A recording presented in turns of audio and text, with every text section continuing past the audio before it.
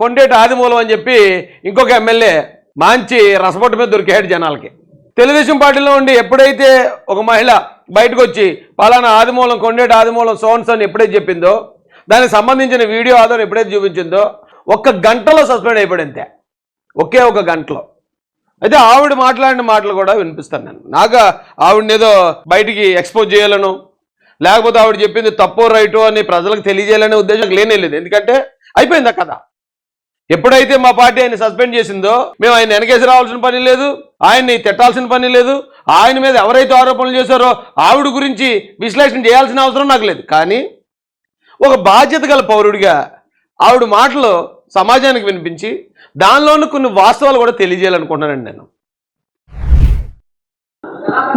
బాబు గారు ఎమ్మెల్యే గారిని ప్రకటించినప్పటి నుంచి నేను బాబు గారిని సీఎం కావాలని చెప్పి, ఆయన ప్రకటించిన ఆదిమూలం గారు ఎమ్మెల్యే కావాలని చెప్పి నేను ఆయనతో పాటు క్యాన్వాస్ చేయడం జరిగినప్పుడు నా మొబైల్ నెంబర్ అతని దగ్గర ఉండడం జరిగింది. ఆ మొబైల్ ద్వారా నన్ను ట్రాక్ చేసి నన్ను బ్లాక్మెయిల్ చేసి అతను లొంగ తీసుకోవడం జరిగిందండి. అమ్మా, మహిళలందరూ గమనించాల్సింది ఏంటంటే, మీ నెంబర్లు చాలా మంది దగ్గర ఉంటాయి, చాలా మంది దగ్గర మీ నెంబర్లు ఉంటాయి, మీ దగ్గర చాలా మంది నెంబర్లు ఉంటాయి. మన నెంబర్ ఉన్నంత మాత్రాన ఎదుటోడు ట్రాప్ చేసే పరిస్థితి మాత్రం ఏ మహిళ కూడా తెచ్చుకోకండి తల్లి. నెంబర్ అంటే తప్పదు. ఇప్పుడు రాజకీయాల్లో ఉన్నప్పుడు, ఉద్యోగం చేసేటప్పుడు, లేకపోతే బయట ఏదైనా వ్యాపారం చేస్తున్నప్పుడు ఖచ్చితంగా మన నెంబర్ వేరే వేరే వ్యక్తుల దగ్గరికి వెళ్తుంది. అలా చాలామంది మహిళల నెంబర్లు చాలామంది దగ్గర ఉంటాయి. ఆ మహిళలందరూ ఇలా ట్రాప్ చేయబడట్లేదు. దయచేసి ఎవరైనా తినకలాగా అమాయకంగా ట్రాప్ చేయబడే పరిస్థితి ఉంటే కనుక దయచేసి మీ నెంబర్ ఎవరికి ఇవ్వకండి, మీరు అసలు బయటికి రాకండి. మన నెంబర్ ఒకటి దగ్గర ఉందనే కారణంతోనే మనం ట్రాప్ చేయబడే అంత అమాయకులు అయినప్పుడు మనం అసలు సొసైటీలో బయట రావడానికి అర్హులం కాదు. నిజంగా మహిళలకు సమాన హక్కులు ఉన్నాయి. మగోడు ఎలాగైతే బయట తిరిగి అన్ని పనులు చూసుకుని ఇంటికి వెళ్తున్నాడో, మహిళ కూడా అలా ధైర్యంగా అన్ని పనులు చక్కబెట్టి ఇంటికి వెళ్ళే ధైర్యం ఉన్నప్పుడే మీరు బయటికి రండి, మీ నెంబర్లు ఎక్స్చేంజ్ చేయండి. తప్ప నెంబర్తోనే ట్రాప్ చేసే పరిస్థితి ఇచ్చేలా ఉంటే కనుక దయచేసి మీరు ఇళ్లల్లోనే పరిమితం అయిపోండి, ఇళ్లల్లోనే ఉండిపోండి. అలాంటి లేదు, మా నెంబర్ ఎవరి దగ్గర ఉన్నా మా లిమిట్స్ మాకు తెలుసు, మా నెంబర్తో ఎవరో మమ్మల్ని ట్రాప్ చేస్తే అంత బలహీనులం కాదు మేము, ఎవరిని ఎలా డీల్ చేయగలం అలా డీల్ చేస్తామనే వేరే మహిళలు ఉంటారు. చూడండి, మీరు తిరగండి బయట, మీరు చేయండి రాజకీయాలు, మీరు చేయండి వ్యాపారాలు, ఉద్యోగాలు.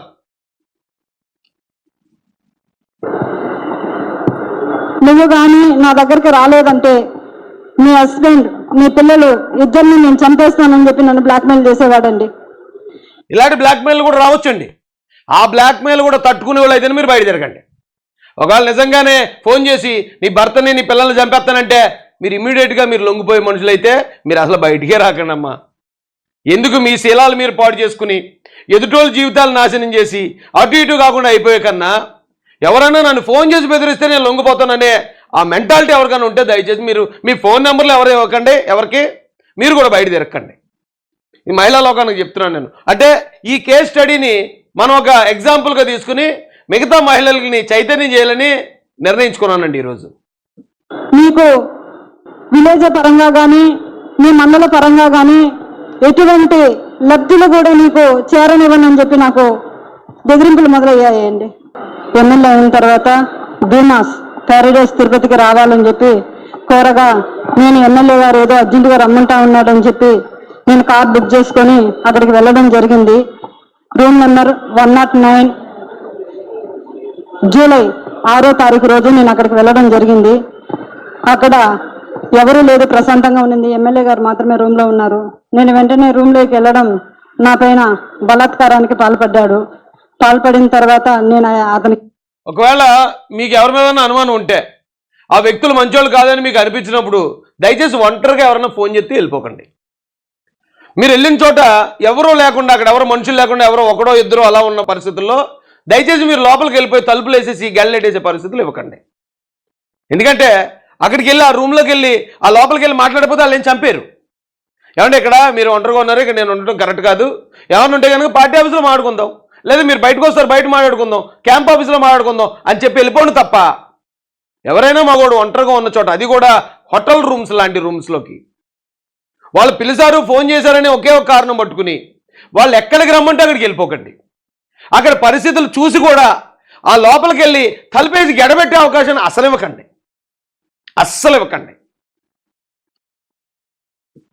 లొంగిపోవడం జరిగింది.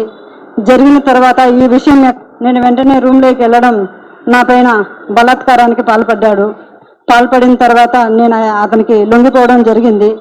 జరిగిన తర్వాత ఈ విషయం ఒకవేళ ఎవడైనా అలా బలాత్కారం చేయడానికి మీ మీదకి వచ్చినా వీలైనంత ప్రతిఘటించండి, కొట్టండి, తోసేయండి, అవసరమైతే ఏదైనా చేతు దొరికి ఇచ్చి చంపేయండి. లొంగిపోకండి. దయచేసి అలా లొంగిపోయి మీ జీవితాల్ని, మీ శీలాల్ని, మానాల్ని నాశనం చేసుకోకండి.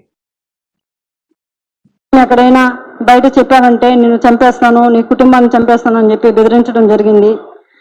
అందువల్ల నేను ఎవరికి చెప్పుకోకుండా నేను సైలెంట్గా ఉండిపోయాను. మళ్ళీ అంత ఘోరం జరిగిన తర్వాత ఎవరైనా మహిళలు జనరల్గా చాలా మంది అయితే ఏంటి ఇంత దారుణం జరిగిందని చచ్చిపోతారు, లేదా ఇలా చేసినోడికి ఖచ్చితంగా శిక్ష పడాలని డైరెక్ట్ పోలీస్. ఎందుకంటే అలా జరిగిన వెంటనే టెక్నికల్గా కానీ మెడికల్గా కానీ ఎవిడెన్స్లు ఉంటాయి. ఆ ఎవిడెన్స్లతో ఇమీడియట్ కేసు పెడితే అది వెంటనే రేప్ కేసు అవుద్ది, అతన్ని అరెస్ట్ చేస్తారు. ఎందుకంటే ఇది వైసీపీ గవర్నమెంట్ కాదు, ఇది తెలుగుదేశం ప్రభుత్వం, ఇది తెలుగుదేశం కూటమి ప్రభుత్వం. చంద్రబాబు నాయుడు గారి గురించి అందరూ తెలుసు. తప్పు చేస్తే ఆడియడం చూడ్డు, ఆయన చాసిపెట్టి పీకుతాడు ఒకటే దెబ్బ. ఇక ఇప్పుడు ఆదిమూలం పరిస్థితి ఏమైందో అదే అవుతుంది. అలాంటి పరిస్థితులప్పుడు అలా మీ మీద ఎవరైనా మీకు ఇష్టం లేకుండా అంత బలాత్కారం చేసినప్పుడు డైరెక్ట్గా పోలీస్ స్టేషన్కి వెళ్ళి కంప్లైంట్ ఇవ్వండి. కంప్లైంట్ ఇస్తే వాళ్ళు వెంటనే మిమ్మల్ని హాస్పిటల్కి రిఫర్ చేస్తారు. హాస్పిటల్కి వెళ్ళి మెడికల్ టెస్టులు చేయించుకోండి. అవన్నీ మీకు ఆధారాలు ఉంటాయి. ఖచ్చితంగా మీ మీద ఇలా చేసినోడికి శిక్ష పడుతుంది. రేపు పొద్దున ఇంకెవడో కూడా అలాంటి పని చేయకుండా ఉండే అవకాశం వస్తుంది. వారు తప్పు చేస్తారు, మిమ్మల్ని బెదిరించేస్తే బెదిరిపోకండి. మిమ్మల్ని చెప్పేస్తామంటే అది మీ మనసులోనే దాచేసుకోకండి అమ్మా, అది మంచి పద్ధతి కాదు. అది ఇంకొకసారి ఫోన్ చేసి నువ్వు కానీ రాలేదంటే నేను మళ్ళీ నీ కుటుంబాన్ని, నీ భర్తని చంపేస్తానని చెప్పి నన్ను బెదిరించడం జరిగింది. బెదిరించడం ద్వారా నేను మళ్ళీ అక్కడికి భీమా స్పాట్ డేస్కి వెళ్ళడం జరిగింది. ఇది మాత్రం అస్సలు చచ్చినా చేయకండి. అవసరం చచ్చిపోండి.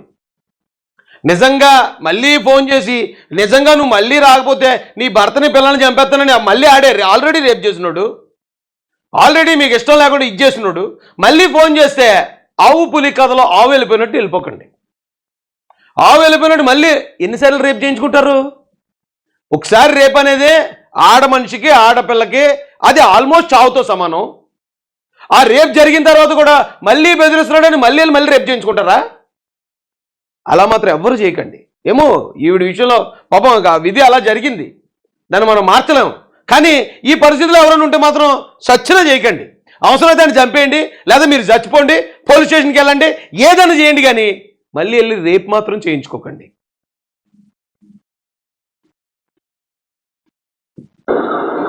వెళ్ళిన తర్వాత నేను పూర్తిగా ఆయన్ని అవాయిడ్ చేస్తూ వచ్చాను. నేను అవాయిడ్ చేశానని తెలుసుకున్న అతను నాకు పదే సైకోలా. ఆయన పిలిచినప్పుడు వెళ్ళడం అంటే అవాయిడ్ చేయడం కాదమ్మా. ఏమో మరి మీకు అలాగ అర్థమైందేమో నాకు తెలియదు. కానీ అతను ఫోన్ చేస్తున్నప్పుడు ఫోన్ నెంబర్ అతనిదని తెలిసినప్పుడు, అతను ఇలాగ ఇబ్బంది పెడుతున్నాడు అన్నప్పుడు ఫోనే లిఫ్ట్ చేయకండి, ఫోన్ బ్లాక్ చేయండి. లేదు మీ మానాన్ని అర్పిస్తే తప్ప మీకు ఏ పథకాలు రావు, మీకు ఇంకోటి ఏదో రావు అంటే అవి వదిలేయండి. అంతేగాని మానాన్ని వదిలేయకండి. ఒకవేళ అతను నిజంగానే నీ భర్తని, పిల్లల్ని చంపుతాను, నువ్వు లొంగకపోతా అంటే చంపేనివ్వండి. కానీ మీరు మాత్రం వెళ్ళి లొంగిపోకండి.